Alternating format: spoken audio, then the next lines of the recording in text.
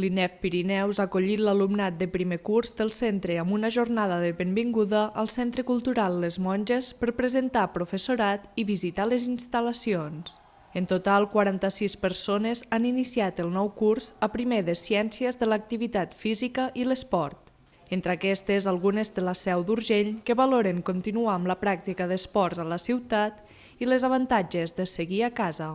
Per mi és un molt bon lloc per entrenar, ja que soc esportista del rendiment i faig piragüisme i llavors puc entrenar molt millor aquí que en molts altres llocs. No em voldria quedar a casa per part d'anar a viure fora i tal, però és una comoditat perquè la mama fa el dinar cada dia i això va molt bé.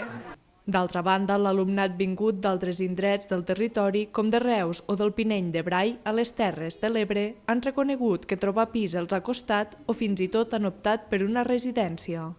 Al final, el que he decidit, m'he ficat a la residència, que hi ha una residència, i m'he ficat el primer any estaré a la residència i després ja em ficaré en algú que he conegut, ja em ficaria en un pis. Vaig tenir bastants problemes també per buscar pis, però al final he acabat trobant un amb un company que està també fent primer i doncs estem vivint en un pis aquí a prop del carrer Major. El primer dia s'han celebrat activitats de germanor organitzades per la resta d'alumnes dels cursos anteriors. Vam fer l'any passat, hi havia 40 persones només, aquest any som 80, donen la benvinguda i és tot un espectacle, ens ho passem molt bé i crec que demostra que l'INEF Pirineus és molt familiar i tots som amics entre tots aquí. Els estudiants de segon i tercer curs ja fa una setmana que han començat classes amb la pràctica de noves disciplines.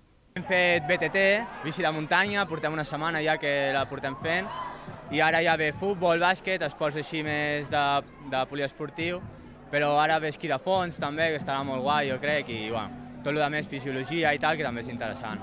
La jornada de benvinguda ha finalitzat aquesta tarda amb l'inici d'un raid d'aventura des del Parc del Segre.